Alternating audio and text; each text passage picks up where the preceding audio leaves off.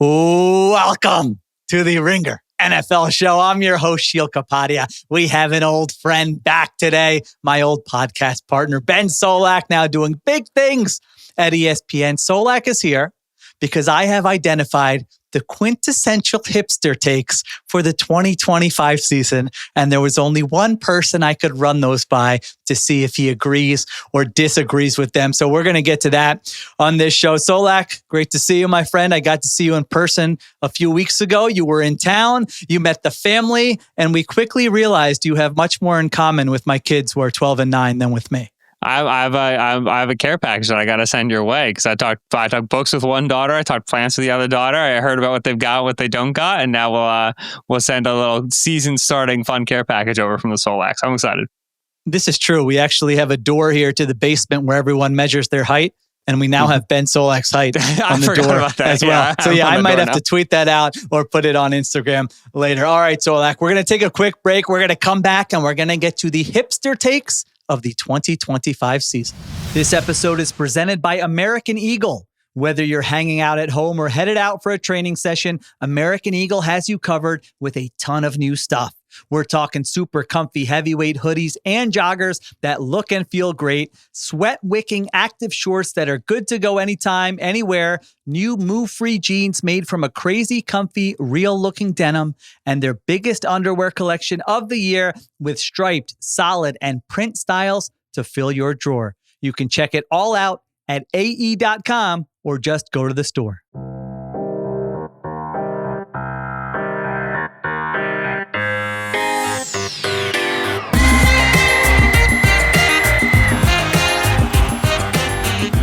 All right, here we are on the Ringer NFL show. Let's do it, Solak. Now, I'm curious because I think some of these are going to push back and say they're not hipster. So I'm just going to, I got about a handful here. We'll see how many we get through, and you can tell me how you feel about them one at a time. Are they takes that you believe, or are they takes that you think the hipsters currently have? I think they're takes that the hipsters currently have. Okay. Now, sometimes, listen, I can relate to all kinds of people. That's what I'm asking. Yeah. So I can relate. So some of them I might be like, yeah, I'm in on that. And others I might just make fun of. So let's get to them. Very good. Right.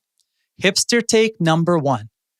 There is still hope for Justin Fields. And the take is this. Solak from the hipsters. He was in a horrible situation in Chicago. The Steelers screwed him by playing Russell Wilson. He's still 6'3", 227, ran 4.46, great arm. And guess what we saw last year? Sam Darnold, new environment, looks like a good player. Nobody move off your draft evaluations. Do not give up on Justin Fields with the Jets. Where are we with hipster take number one? There is still hope for Justin Fields. I think that take is a tier beyond hipster at this point. I think that's like sicko take, right? Like that's that one's far off the deep end a little bit. I think that those like who are still Justin Fields interested, which I would say I'm one for sure, is less of like there's still hope for Justin Fields, and it's more so there's still hope for an offense to be built around what Fields is right now in the NFL, right? Like that 2022 season, we have to remember, Fields ran for like 1,100 yards. Like it was one of the most prolific running quarterback seasons in history. He didn't even play a full season. There is a sort of offense that is extremely run-oriented. And the Jets have a very good interior offensive line. They have two young first-round tackles in Olu Fashanu and Armand Membu. They have Breece Hall and Braylon Allen in that backfield. There is a very run-oriented offense. You plays 11-11 football. Ask Justin Fields to be a short yardage guy, a goal line guy. That is like better than we expect and is challenging for some defenses to deal with. And zags where others zig. Like there is a Colin Kaepernick-like, impact that Fields can have. Is anybody still holding a candle for Fields, the top 15 pick, to kind of emerge and be like an above average starting quarterback? I think that candle is well and truly snuffed out. But that doesn't mean, much like you bring up the Sam Darnold comparison, that doesn't mean there aren't ways to still draw a good offense out of what the guy is, the reality of him now in the NFL. So I think if you tweak it a little bit, it's as a hipster take. So was Arthur Smith just asleep at the wheel? I remember because this time last summer, we're all having conversations. I was kind of excited about it. So I said, all right, lean into it, run the ball with Justin Fields, play defense. And it just never materialized. So I guess now we know Aaron Glenn's he's not hiding it at all. We know what the Jets are going to do, that we will at least see that version of Justin Fields this year. Yeah, I think the Arthur Smith, Mike Tomlin Steelers were in the let's see if we can make a franchise quarterback out of this guy mode. And so they were like, do your reads, right? Like, progressions and, throw it underneath and what can we, whatever. I think the Jets are much more so the mode that Aaron Glenn and the Lions were in their first year there in Detroit, Tanner Angstrom in their first year in Detroit, which is we're going to put Jared Goff out there and just run the best possible offense for him and just kind of see if that can hold water for a year, hold for 2 years while we address the rest of this roster. And hey, if it actually looks pretty good, maybe we'll consider like extending here and moving on from there. I think Fields the runner. This is, you asked me if I agree with the hipsters on some of these. I think Fields the runner, that was exciting in 2022. Now, I have huge concerns about any time they have to drop back to pass on third down, and he's probably going to take a sack, and they're going to be a bottom 5 passing offense. But I can talk myself into at least a team that's saying, let's just lean into the one thing we know he does well and see what it looks like. More importantly, longtime listeners will want to know, how's Mama Solak, the Jets fan, feeling about this? Is she in on, hey, maybe Fields can be kind of fun, or is she like, don't do this to me? Well, longtime listeners will remember that Mama Solak is a Jets fan, Papa Solak is a Steelers fan. So Mama Solak cares about one thing and one thing only, which is week 1, Jets, Steelers, Aaron Rodgers, that game. Like every Jets thing that my mom believes, doesn't believe right now, Sauce extension, Gary Wilson extension, it all comes back to, but Rodgers isn't here, and Dad's got to deal with him, and we're going to win that game in week 1. We're going to sack him 5 times, whatever. So she has no interest in future Jets. It's all retribution for past Jets. That's where her head's at this year. We haven't booked the show that far in advance yet. I'm going to add Mama Solak to the doc we have here. Just potential guests. That's going to do numbers. Shows. I'll tell you, that show's going to do some like good social clips, all right? We'll be cooking. No doubt about it. All right, that was number 1. Hipster take number 2. This is the year the Baltimore Ravens finally 100% get over the hump. The take, you know what the take is. They've been one of the best teams in the NFL the last 6 years. They've just gotten unlucky in the playoffs, but things are set up for them this year. Lamar's at the peak of his powers. The secondary is stacked. This is the year they get to the Super Bowl and they put all your narratives, you mainstream media losers. I'll go that far. Something came over. They're putting all those to bed. All right. So you're in on this one. That's 100% one of the best hipster takes. It's a take that I myself have delivered multiple times because you just don't want to say the Chiefs, right? That's boring. And you don't want to say the Bills because that's what we said the last couple of years. Yeah. So now it's the Ravens' turn. And I also believe this. I very much believe that this Ravens win the Super Bowl, this is finally their year take, is emboldened by the fact that Lamar didn't win MVP, right? A lot of it, they've been slighted, there'll be another level to Lamar, basically, which I don't think that's true. I don't think Lamar's experiencing that at all. But I do think that if he had won MVP, there'd be less we got to give the Ravens their due sort of excitement. And then the other reason that this is such a hipster take is because every single one of us has the splits from last year, first half of the season, second half of the season of the defense, right? All anybody talked about, oh man, it is, Eddie Jackson's back there, Marcus Williams back there, these safeties are no good. They make the change. Kyle Hamilton, we all love a Kyle Hamilton, big hipster guy, Kyle Hamilton.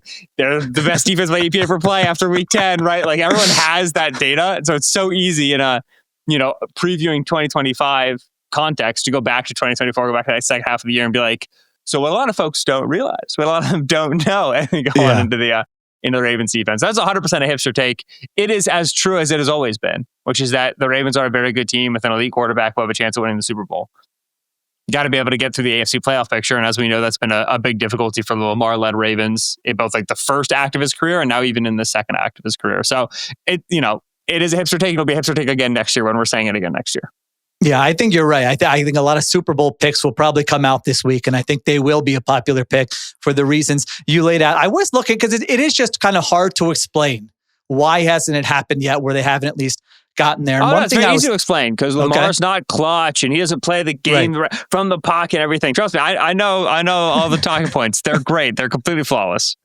94 games with Lamar Jackson. One thing I was looking at, they've been -3 in turnovers 4 times. 3 of those times have been playoff losses. So it's happened once in 87 regular season games, 3 times in 7 playoff games. Is there something, and this isn't an analytical thing, or just in terms of a team ready to play, a team playing loose? Is it worth asking why they're not always at their best in these games, or is it just complete randomness, the playoff losses? It's 6 of one, half dozen of the other, which is when it comes to something as noisy as turnovers and something as small of a sample as the current playoff games for the Ravens. It's noise. It absolutely 100% unequivocally is noise. However, it also happened. It's also noteworthy. The Baltimore Ravens had the lived experience of turning the ball over in the postseason way more than they did in the regular season. And if you listen to the way that they're talking about, what they're working on this offseason, a lot of it is, okay, the pre-snap penalties, and we were the most penalized team in football last year, one of the top most. But another thing they talk about is we tend to be turnover heavy when we get to January football. How can we deal with that? You're not going to ask Lamar to play a different style of game, but you 100% are going to think about, okay, how do we insulate him from this tendency, from this, believed correlation, even if it's not a real thing. And I think a big part of that is what Derrick Henry means to that team and their ability to run the football, right? When coaches are afraid of turnovers, they just want to put the ball in the belly of the back, right? 3 things can happen when you throw a pass and 2 of them are bad, sort of a thing. So it's not significant of anything. There's no, a misplaced gene in Lamar Jackson's quarterback DNA that means when the calendar turns to the new year, he just becomes turnover prone. That's not a real thing. However, it's now occurred, so it's going to be something that they're cognizant of dealing with and something that opposing defenses are cognizant of as well, and seeing if they can continue to take advantage of that from the young player. And to be clear, not all those turnovers are Lamar Jackson. Is there a team thing? If you're John Harbaugh, you're like, why is my team so good the entire year, and then we play our worst game in these playoff losses? And obviously the competition you're facing has something to do with that. It's probably randomness. My answer to almost everything in football is it's just random. Weird stuff because happens. Lamar has been very fumble prone in the playoffs. And that was true early. I remember because his first playoff game, he had 3 fumbles. He didn't lose them all, but still, he dropped the ball a lot and he was not careful with the ball in the pocket. That to me is the sort of thing where it's this young player thinks he needs to superhero this entire team. I think if you watch Lamar playoff runs from the past 2 seasons, where he had 3 turnovers, I want to say, in that Kansas City loss. The 3rd turnover is the pick trying to score the touchdown to tie the game. How much is that turnover an impactful play or whatever? I think if you watch those games, you see a guy who's smarter in the pocket, even regular season, smarter in the pocket than he was. It's just sometimes balls don't bounce the way you want them to bounce, and you just got to swallow that and try to get up off the mat for next season. Yeah, they've had so many of those. The Zay Flowers fumble, the Mark Andrews drop. I remember 2019. The Mark Andrews fumble. Remember, in the second half, Mark Andrews fumble on a big completion. Oh, yeah. I mean, I wrote 2019. I covered the Ravens-Titans game, and I wrote a column this isn't don't blame this all on Lamar. Yeah. And now here we are. I mean, it's 6 years later, and it's they still. I would have thought they would have gotten over the hump by this point, but it has not happened. That Titans-Ravens game, though, 2019, talking about football hipsters, that Dean Pease defensive game plan against the Greg Roman, Lamar Jackson sensation Ravens, that is on vinyl in the record shelf hipster lore, that game. Oh, it was good. Crack a PBR and just watch the All-22 with Dean Pease. That's how you spend your Friday nights. All right, let's take a break. We come back with a big one. I got a few more hipster takes for Solak. Football's almost here, which means it's time to start thinking about how the season will end. That's why FanDuel created a whole new holiday, Futures Day, happening on Tuesday, August 26th. It's 24 hours of deals on your season-long picks. A day when you decide who will win the division, take home the MVP, or take the whole thing. For one day only, all customers get an instant bonus on any football futures bets, plus flash deals every 3 hours that you won't want to miss. So mark your calendars, because the greatest day in futures history is coming August 26th. What are you doing for Futures Day? Visit the FanDuel app to learn more and get your picks ready. FanDuel, play your game. Must be 21 plus and present in select states, or 18 plus and present in DC, Kentucky, or Wyoming. Gambling problem? Call 1-800-GAMBLER or visit rg-help.com. Call 1-888-789-7777 or visit ccpg.org/chat in Connecticut. All right, we're back on the Ringer NFL show. All right, Solak. Hipster take number 3. If you don't have Justin Herbert as a top 5 QB, you don't know ball. And the argument is this. The classic. The QB rankings start at 6. Herbert is absolutely a top 5 guy. The arm, the athleticism, the decision-making. He's just been cursed with bad situations. Put him on one of these other teams and he'd be in the MVP conversation. Stop ranking your quarterbacks by quarterback wins. Justin Herbert is absolutely a stud. That's the hipster take, Solak. Where are we with that one?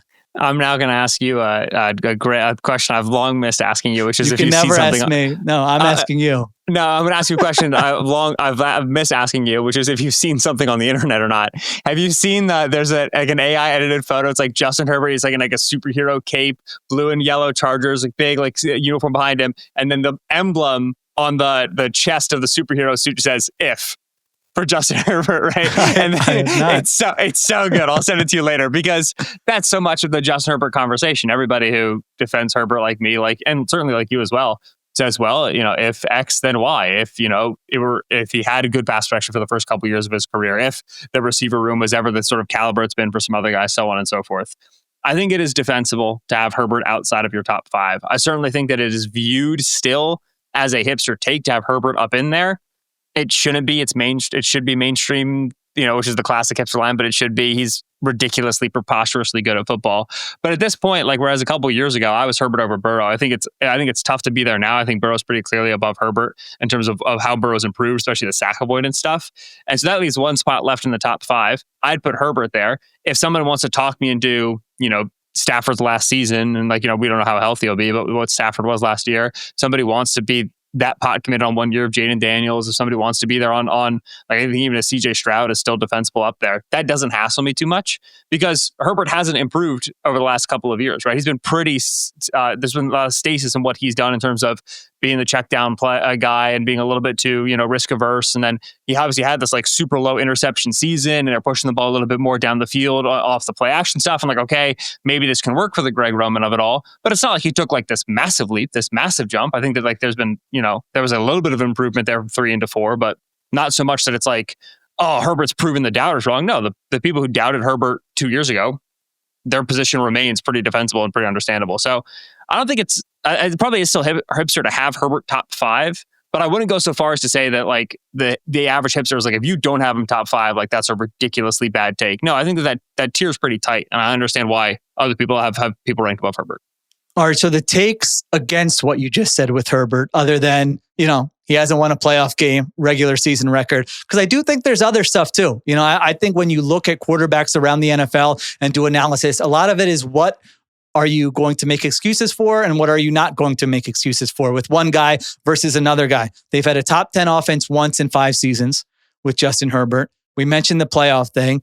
Last 3 years, he's 16th in the nerd stats, EPA per pass play, 19th in success rate. And I loved Herbert like his rookie year. I saw him play like 3 games and I'm like, this guy's going to win an MVP. And then I saw him the next year and I'm like, I'm going to actually pick him to win MVP his 3rd season. And me, as someone who really liked him early in his career, can say I feel a little underwhelmed by the way this thing has gone, to your point, that he hasn't reached a certain level. And again, I'm not saying the factors around him have been perfect. I'm not saying he's bad. I think if you did a draft, if you had like an expansion team in the NFL, Justin Herbert would go very high. But I think it's also fair to say it's okay to feel a little underwhelmed and feel like he should have accomplished more at this point, given what we saw early in his career. And then that is kind of where I land with Herbert and how I actually feel.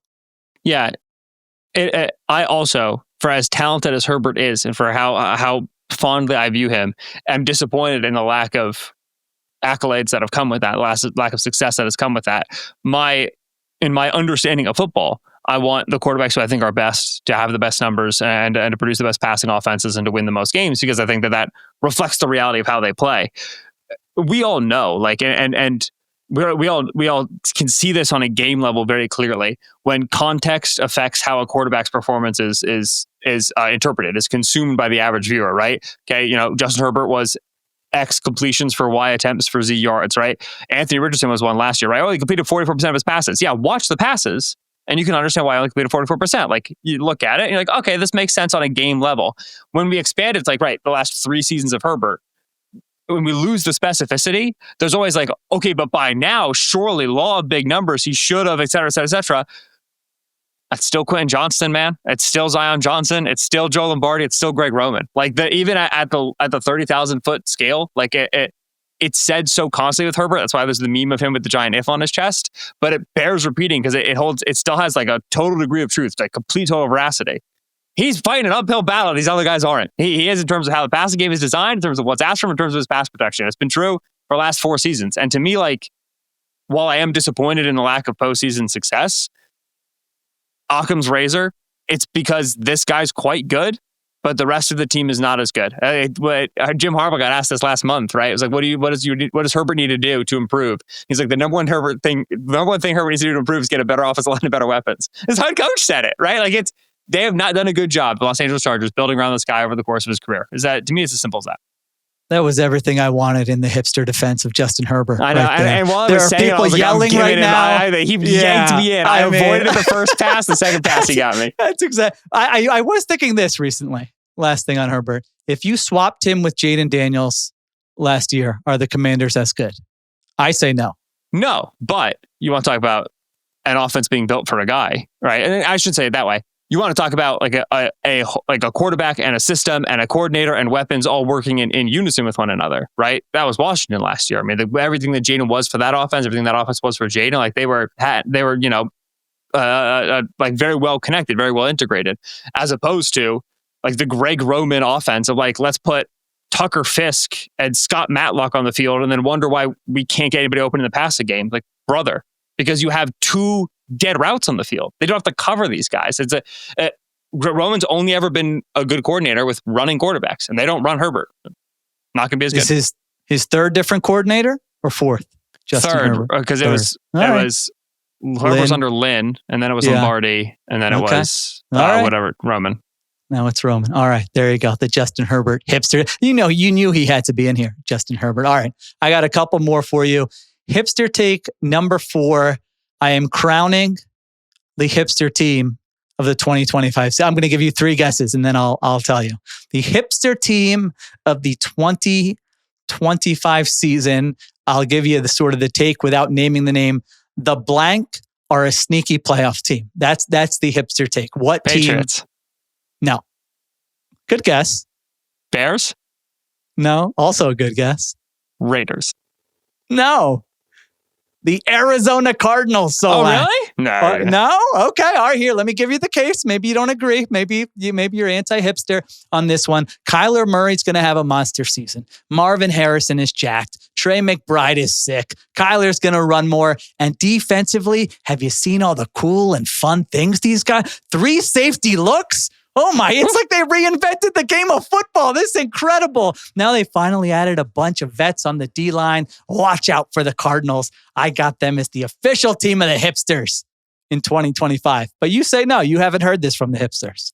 You've heard aspects of it. I would say, the hipster appreciation for the Cardinals is much more so on the chalkboard. I think much less so in the standings, right? Yeah, we love the 3 safety defense, right? Yes.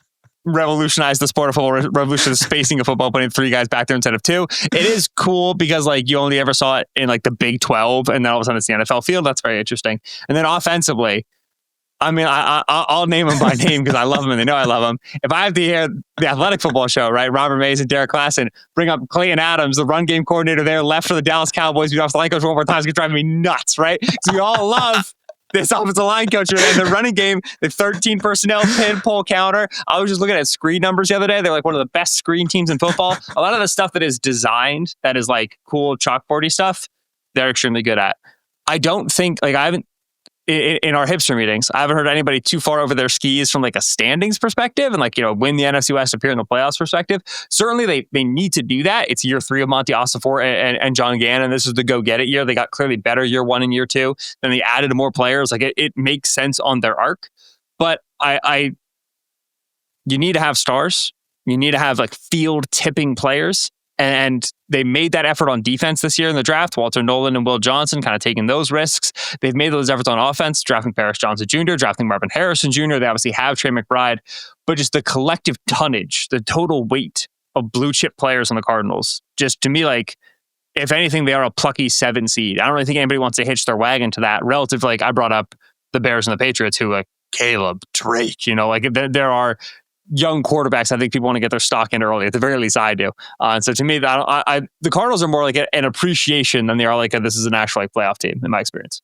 My Bears one I left on the cutting room floor, but since you brought him up, hipster take, the Caleb Williams leap is coming with Ben Johnson. Do you feel like that is it? Okay.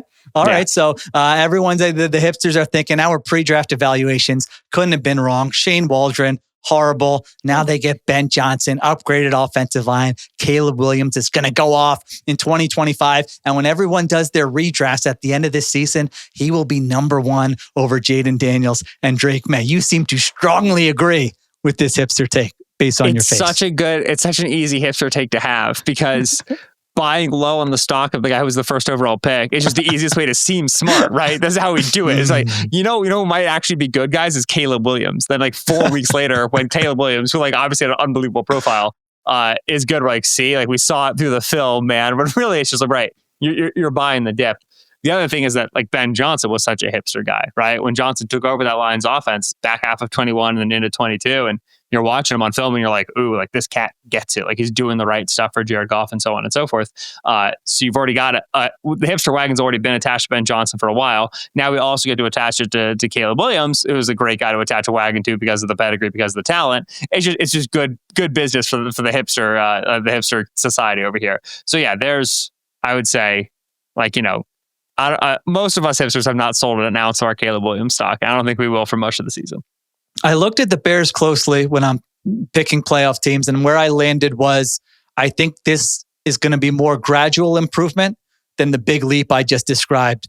I'm just not so. I saw some things. I still like Caleb Williams, but the bad that I saw last year, I can't just say that's totally going away this year. The sacks, the pressure to sack rate, some of the inaccuracy, those things. And then I look at the moves they made on the offensive line, and I'm like, we're sure this is like the That's Chiefs wanted to upgrade their offensive line, and they're like, we're going to trade Joe Thuney. The Rams are like, all we need is a great offensive line for Matthew Stafford. And they're like, all right, Jonah Jackson, see ya. And it's like, these are the players that the Bears are in. Now they could be good. I'm not saying they're like, I'm still reading questions about like what's going on are they good at tackle? Are they not good at tackle? See, that's my thing, right? Is they had a 3-year starter left tackle in Braxton Jones.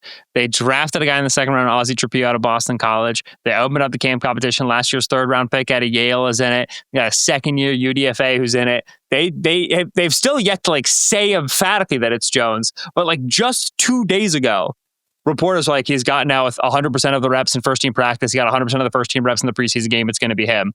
So you had a guy, you open the competition up, you put a lot of guys there to beat the guy out, and in late August, you admit that it's still going to be Jones. That to me tells a lot about what you think of Braxton Jones, what you think about that left tackle spot. And if anything can lampoon a big leap quick, it's pass protection, right? Especially with Caleb Williams' particular struggles. And so yeah, I would be way over my skis on the Bears. Left tackles got me really worried. Yeah, Colston Loveland, Rome with Dunze. So have you decided on your playoff teams yet? I don't want you to have to give it away, but do you think the Bears make the leap to? I do not think the Bears make the playoffs. But you think Caleb Williams makes a nice leap? Yeah, I think that. Okay. Like I think they're going to be like 8 seed. I think they're going to be in it the entire way. I think that division is a murderer's row. And if it's like, do they have the ability to win 10 games, or do the Atlanta Falcons have the ability to win 10 games in the NFC South? It's just hard to pick the Bears from here. But I think the Bears are going to be solid. I think they're going to improve. All right. Last one for you. Hipster take number 5. Kind of connected to the Herbert one. Trevor Lawrence is definitely good at football. Solak is the hipster take. The take is, give us all your Trevor Lawrence stock. The offense was a mess last year. The coaching staff was out to lunch. The O-line was bad. Now everyone thinks Lawrence stinks. It's just recency bias. He's got Liam Cohen. He's got Brian Thomas Jr. and Travis Hunter. He's 25 years old. It's still going to happen for him. Trevor Lawrence. Are the hipsters in? Are you in or out or on the fence with Trevor Lawrence going into 2025? Trevor Lawrence is definitely good at football. Like, you can watch him, you can look at the numbers, and you see a good quarterback. He is not what was hoped for and billed as the first overall pick, right? That has not come to fruition. And even if I think that does come to fruition, thinking about another first overall pick in Baker Mayfield, what he got from Liam Cohen last year with the Buccaneers, even if we get a 4,500 yard season with 40 passing touchdowns out of Trevor Lawrence, the way we just got out of Baker Mayfield, I think everybody's going to understand the score, which is that, okay, like, Liam Cohen is getting something out of this player and helping this player emerge in a way that is not necessarily reflective of what he's been in the last 5 years in the league, and is not necessarily reflective of like what he's actually going to be year over year. And so Lawrence is, I think, pretty clearly a disappointment relative to the first overall pick and to the preamble that he got. However, Lawrence is a good quarterback in the NFL, right? He's the 15th best quarterback. He's a solid quarterback. He's an average quarterback. He's a good quarterback. Whatever descriptor you want to use for that tier, that's what you got. The mistake is in thinking, okay, but he's a disappointment relative to the first overall pick. So he's a bust. Like, he's not going to be good. Man, I've seen the offenses that have been built around Tua Tagovailoa. I've seen the offenses that have been built around Sam Darnold. I've seen the offenses that have been built even around Baker Mayfield last year. Lawrence comfortably clears the bar of we can make something out of this. Good coaching and good receivers. We can do something with this. Again, not saying, ergo, he delivered on the investment of the first overall pick. He is what was promised coming out of Clemson. But just saying, if your bar is like, can you build a good passing game out of this guy for good quarterbacking? Yeah, 100%. Absolutely, unequivocally, Trevor Lawrence is a good quarterback. All right, so you mentioned Liam Cohen, built a top 5 or 6 offense last year with Baker Mayfield, had a better offensive line, but set the expectation then for Trevor Lawrence. Now he has a coach who just did it with another quarterback who I assume you think is more talented and better than the quarterback he had last year. Yep. He has a stud wide receiver, maybe a great second wide receiver, not a great offensive line. This offense should be where in the NFL at the end of 2025, assuming good health for Trevor Lawrence. Yeah, it's going to be outside the top 10. It's not going to be as good because of the offensive line. And that's where immediately people say, "Does it make excuses? Oh, but I thought Trevor Lawrence was this. I thought, oh, but you said Baker Mayfield was that."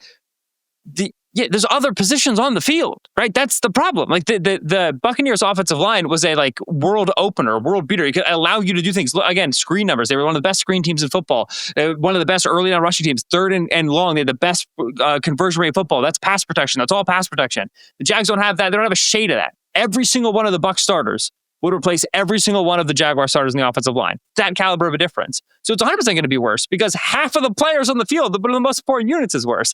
This will be immediately put on Trevor Lawrence's head. It's like, well, Baker Mayfield, we'll leave him going 45 touchdowns and whatever.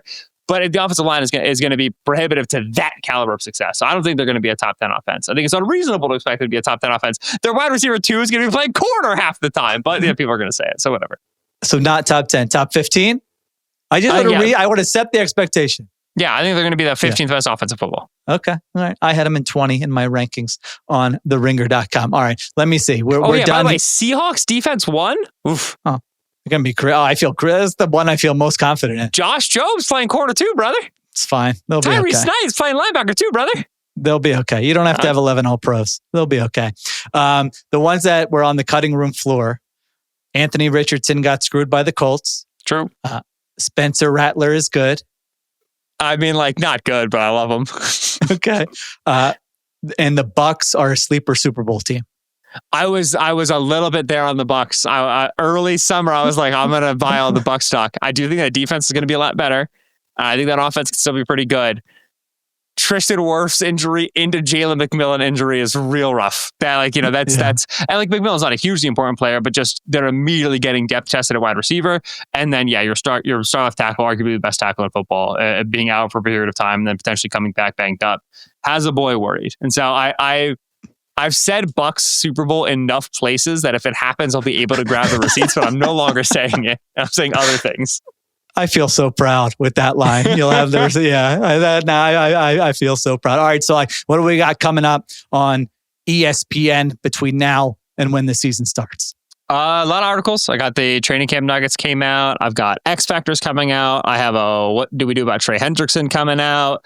I'm going to have profiles coming out in the beginning of the season on Lane Johnson, Jesse Bates, Derek Stingley. A lot of writing. Could be good stuff. Look at that. I love it. All right, my friend. Great to see you. Great to reunite.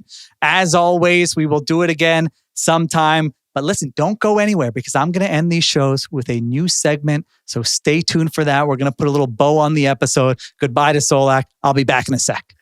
Some are calling it an extra point. That's what some are saying. All right, we're calling this segment the Hurry Up. Basically, I'm just going to briefly react to something newsy to close out each of these episodes. And the topic today is the Micah Parsons situation. So Parsons and Jerry Jones were once again in the headlines over the weekend. In case you missed it, Parsons did not wear any Cowboys gear to their last preseason game. He scrubbed any and all references to the Cowboys from his social media. And in the second half of their preseason game, Parsons laid down on the training table, leading some to speculate, was he taking a nap? Was he showing his displeasure with the organization? Parsons on Twitter He said, no, I wasn't doing that. I have back tightness. I wasn't sending a message. I was just laying down. I wouldn't disrespect my teammates like that. Now, meanwhile, Jerry Jones is on another media tour, I guess for his Cowboys documentary. And in a YouTube appearance with Michael Irvin, he maintained that he felt like he had a contract agreement in place with Parsons, even though Parsons has explained that he wants his agent present for the official talks. And so now here we are, late August. TV shows and podcasts have gotten a bunch of segments out of this. But here's the problem. The player just doesn't have a lot of leverage in these situations. Don't get me wrong. I completely understand why Parsons is upset. This should have been an easy negotiation, and it should have included Parsons' agent. That's how business is conducted in the NFL. Jones tried to negotiate directly with Parsons, which is ridiculous. But what are Parsons' options here? That's the problem. He could sit out games, but then he misses game checks. Now, it's possible he'd be okay missing 1 game check, 2 game checks maybe to start the season to apply some pressure, but you just can't skip the whole season because you don't get paid. And Jones knows this. Jones also knows that Parsons is under contract for this season and that the Cowboys can use the franchise tag to keep him with the team in 2026 and then again in 2027. So that's the issue here. The franchise tag, it limits the player's options in these situations because there just is no end game. And the franchise tag is a part of the CBA, so there's nothing that Micah Parsons can do about it. He's trying all the strategies we see, applying pressure publicly, voicing his displeasure. But because of the way everything is set up, his actual options are limited. So the bottom line for me is, more money is almost always the answer to these disputes in the NFL. And I suspect that's what will happen here. Jones will offer more money. Parsons will accept once he likes the offer, and he'll continue to play for the Cowboys. Maybe I'll be wrong, but I've seen this story before with Jerry Jones, with the Dallas Cowboys. And until something actually happens, I'm not falling for it this time. All right. Thanks to everyone for listening. Thank you to Ben Solak from ESPN. Thank you to Christopher Sutton for producing and Kiera Givens on social. Additional production supervision by Conor Nevins and Arjuna Ramgopowell. We'll be back tomorrow on the Ringer NFL Show.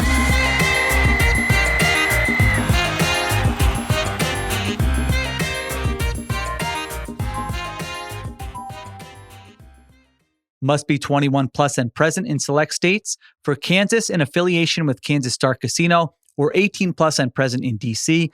Gambling problem?